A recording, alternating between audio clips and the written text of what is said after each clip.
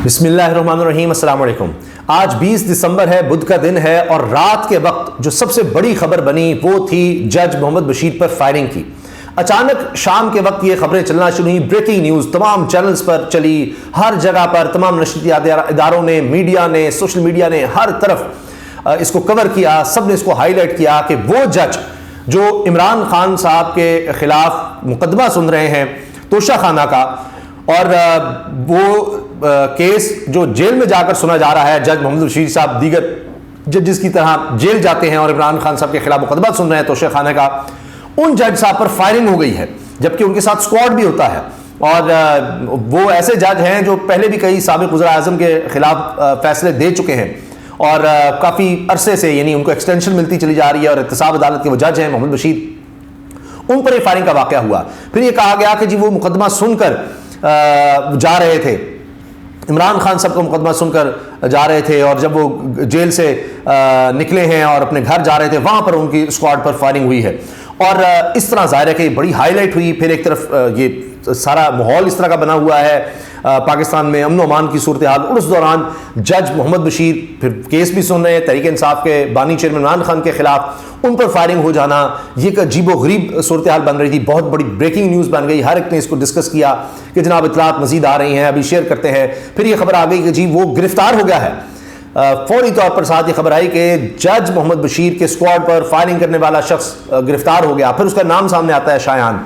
लेकिन आहिस्ता आहिस्ता फिर जो मुस्तनद सहाफ़ी हैं, ज़ाहिर है जब इन्वेस्टिगेट करते हैं, पता चलाते हैं, दीगर हल्कों से पता करते हैं, ताकि बहुत से ने बताया जी हमने जज साहब के करीबी ज़राए से पता किया है, तो पता लगता है कि जनाब वाक़या थोड़ा मुख्तलिफ है। और फिर इसका ड्रॉप सीन होना शुरू होता है।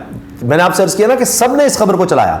अब ज़ाहिर है कि बहुत सी कहानियाँ आएंगी, बहुत से सवालात उठेंगे कि ये सारा हुआ क्या, क्योंकि इतने बड़े इदारे, सारे पाकिस्तान का मीडिया, वो क्या इकट्ठे ऐसी खबर, बिल्कुल बेतुकी खबर दे सकता है और ख़ुद से खबर चला सकता है, ऐसी खुद खबर बना दी। चक्कर क्या हुआ है उस पर भी बात करेंगे, लेकिन पहले ये मैंने आपको बताया जो खबर चली वो ये। उसके बाद क्या खबर आना शुरू हुई कि जी वो शायान नामी एक नौजवान है, लड़का है, वो गिरफ्तार भी हो गया है, उसकी तस्वीर भी सामने आई, और उसने हवाई फायरिंग की है, हवाई फायरिंग की है, और उसको गिरफ्तार भी कर लिया है पुलिस ने। फिर आगे एक और कहानी पता लगती है कि जी उसका अपने अजीज़ों से कोई झगड़ा, तल्ख कलामी हुई, और उस पर उसने फायरिंग की। फिर वो नौजवान खुद क्या कह रहा है, उसका जो बयान सामने आता है कि जी वो गाड़ी पर जा रहे थे, अपने ही अजीज़ थे, रिश्तेदार सारे बैठे थे, तो अचानक किसी बात पर हुआ, गाड़ी से उतर कर बाहर निकल कर हवाई फायरिंग कर दी, या किसी बात पर इस तरह कोई इश्तिहाल में आके, या जिस तरह भी। और जनाब तब तक ये सुनिएगा, तब तक जज साहब मोहम्मद बशीर का जो काफिला है वो गुजर चुका था, और उसके बाद ये सारा वाक़या हुआ है, यानी गुजरे ही हैं तो साथ ही हो गया। लेकिन उसको गिरफ्तार कर लिया गया है, ये सब चल रहा है। अब बात ये है कि लोग ये कहने लगे जी अब जज मोहम्मद बशीर साहब इसको भी अंदर कर दें, पता नहीं इस पर क्या क्या मुकदमे डाल दें, कुछ भी कर दें। ये तक होने लगी बात, क्योंकि ये रास्ता जज मोहम्मद बशीर साहब का है, यहाँ पर अगर कभी भी कोई फायरिंग हुई तो वो जज साहब पर ही तस्वर होगी और इस तरह से गिरफ्तारी हो जाएगी, ये सब बातें होने लग गई। मगर बात यह है कि ऐसे माहौल में जहाँ पर मुल्क में एक तरफ इलेक्शन शेड्यूल अनाउंस हो चुका है, और हम देख रहे हैं कि इस वक्त पुलिस बहुत ज़्यादा एक्टिव है, हम देख रहे हैं कि पकड़ धकड़ भी है, गिरफ्तारियां भी हैं, छापे भी हैं, सब कुछ हो रहा है, और ये तेज़ हो रहा है, आने वाले दिनों में और तेज़ होना है। अमन अमान की सूरत हाल आप देखिए क्या है। अभी हाल ही में डेरा इस्माइल खान में हमारी सिक्योरिटी फोर्सेस पर कितना खौफनाक हमला हुआ, यानी एक से ज़्यादा खुदकुश हमले कह सकते हैं। ट्रक टकरा दिया गया, 23 जवान उस मौके पर वहाँ पर शहीद हुए, बिल्डिंग वहाँ पर गिर गई। उससे पहले इस तरह हमारी सिक्योरिटी फोर्सेस को निशाना बनाया जा चुका है। तो ज़ाहिर है मुल्क में पहले ही सूरत हाल इस तरह की है, और उस दौरान ये खबर आ गई। इससे पहले आप ये देखें कि जज हुमायूं दिलावर वो बरतानिया जाते हैं तो वहाँ भी एहतजाज होता है।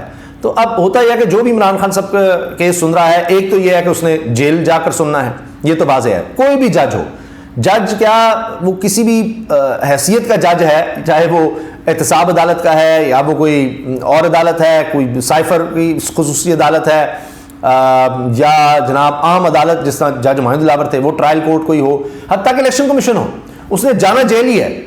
अभी इद्दत वाला मामला है, उसमें भी जज साहब कुदरतुल्लाह नाम है उनका गालिबन, उन्होंने भी जेल ही जाना है। सब ने जेल जाकर ही केस सुनने हैं, और सब ने जनाब समात एक खास पैटर्न से कोई तेज़ ये वो इस तरह से करनी है, और वहाँ पर एहतजाज हो। तो जाहिर है कि इसलिए भी खबर बनी कि जी वो जज पर किसने कर दी, क्या हो गया, बड़े खदशात थे। मगर इसके बाद आप देखिए बाकी सारा जो मामला था फौरी तौर पर दबा, کہ یہ باقی جو خبریں چل رہی ہیں میں نے آپ کو بتایا تحریک انصاف کے لوگ جا رہے ہیں تو ان سے کاغذات ہی چھینے جا رہے ہیں، پھر ان کے کوئی تجویز کنندہ تائید کنندہ ان کو پکڑا جا رہا ہے۔ شوکت بسرا ہیں، انہوں نے وکیلوں کو بھیجا کہ چلو وکیلوں کے شاید لحاظ ہو جائے گا، وکیل زیادہ اتنا خوفزدہ نہیں ہوتے کہ چلیں پولیس کو وہ روز ڈیل کر رہے ہوتے ہیں، تھانہ کچہری ان کا آنا جانا ہوتا ہے تو اس طرح خوفزدہ نہیں ہوں گے، ان کو بھی پکڑ لیا گیا۔ یہ سارا کچھ چل رہا ہے۔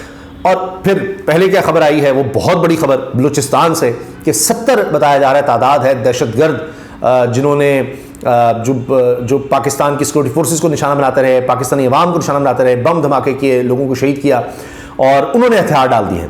ہتھیار ڈال کے وہ قومی دھارے میں شامل ہو گئے ہیں، اور یہ بہت بڑی کامیابی کہی جا رہی ہے سیکورٹی فورسز کی، انٹیلیجنس اداروں کی، کہ 70 کوئی یہ تھوڑے نہیں ہے، BLA اور اس طرح دیگر تنظیموں کے ساتھ یہ رہے ہیں اور وہاں پر اس طرح حملے کرتے رہے، وہ اب قومی دھارے میں شامل ہو گئے ہیں ہتھیار ڈال کر، یعنی انہوں نے یہ کام اب دہشت گردی چھوڑ کر اب وہ عام ان لوگوں کی طرح، عام شہریوں کی طرح، ایک دہشت گردی عوام شہریوں کی طرح وہ زندگی گزارنا چاہتے ہیں، ان کو ایک موقع یہ ریاست دے رہی ہے۔ یہ ایک بہت بڑی خبر بنی، اس کو بہت بڑی کامیابی بھی قرار دیا جا رہا ہے۔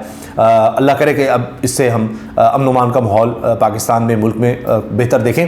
بہرحال اب بات یہ ہے کہ کس طرح یہ سارا کچھ ہوا، کیا کسی نے، جو میں کہہ رہا تھا شروع میں سوالات اٹھتے ہیں، کیا کسی نے جان بوجھ کر اس طرح سے خبر فیڈ کی کہ دھیان کسی اور طرف چلا جائے، کیا چکر ہے، کوئی اس کو ہائی لائٹ کرنا چاہتا تھا، یہ کیا معاملہ ہے؟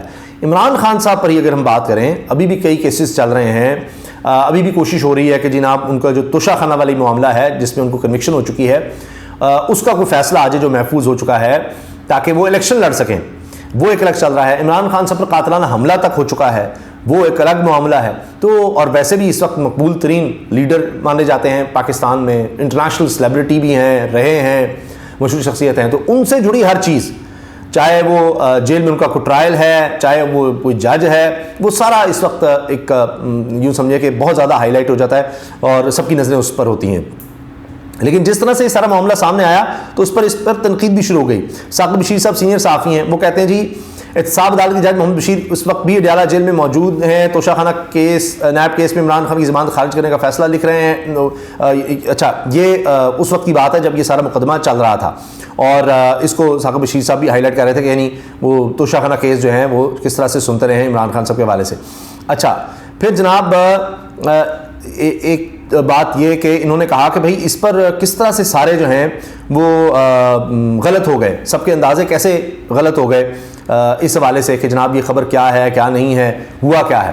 اور اس پر ثاقب بشیر صاحب نے یہ لکھا کہ یہ سب جو ہوا ہے، جج احتساب عدالت کہ محمد بشیر راولپنڈی روڈ پر جس طرح جا رہے تھے، اس کو تو دیکھ کر یا سمجھ کر لوگوں کو اس پر بات کرنی چاہیے تھی، تو یہ ہو کیسے گیا؟ اس پر سب حیرانی کا اظہار کر رہے ہیں کہ یہ معاملہ بنا کیا۔ ثاقب بشیر لکھتے ہیں، میں تو حیران ہوں، اتنی بڑی خبر بغیر تصدیق بریک ہو گئی۔ جج کے ساتھ موجود عملہ، اسکواڈ اور راولپنڈی پولیس تینوں جج کی گاڑی یا اسکواڈ پر فائرنگ کی تردید کر رہے ہیں۔ کہانی کچھ اور تھی جو جج کے ساتھ فکس ہو گئی۔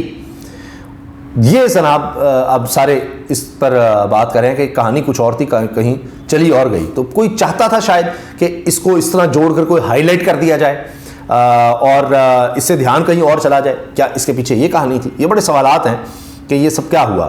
اور آئندہ ظاہر ہے کہ اس ماحول میں جہاں پر کبھی کہا جا رہا ہے جی الیکشن کے لیے سیکورٹی کی بڑی ضرورت ہے، لاکھوں اہلکار چاہیے ہوں گے، وہ ایک مسئلہ ہے، پتہ نہیں وہ ملتے ہیں نہیں ملتے۔ اس کے ساتھ پولیس بھی کہہ رہی ہے جی ہمارے لیے بھی مشکل ہے، یہ ہمارے لیے چیلنج ہے، اور نگران حکومت بھی کہہ چکی جی یہ چیلنج ہے، امن و امان ایک صورتحال بڑی چیلنج ہے۔ تو چیلنج کی سچویشن میں اس طرح کی خبر بنی، اب بنائی گئی، یہ فیڈ کی گئی اور ایک ماحول بنا دیا گیا، تو اب اللہ نہ کرے کہ کوئی خدا نخواستہ ایسا واقعہ ہو کہ جی جس کی بنیاد بنا کر یہ کہا جائے جی الیکشن تو اب مشکل ہو گئے ہیں، کس طرح کا واقعہ ہو گیا۔ اللہ تعالیٰ سب کو محفوظ رکھے، اللہ تعالیٰ سب کو حفظ و امان میں رکھے۔ تو ماحول ایسا ہے ملک میں کہ یہ آپ دیکھیے کس طرح واقعہ کیا بنا، کیا ہائی لائٹ ہوا، اور پھر اصل میں کہانی نکلی کیا ہے۔ اجازت دیجیے، اللہ حافظ۔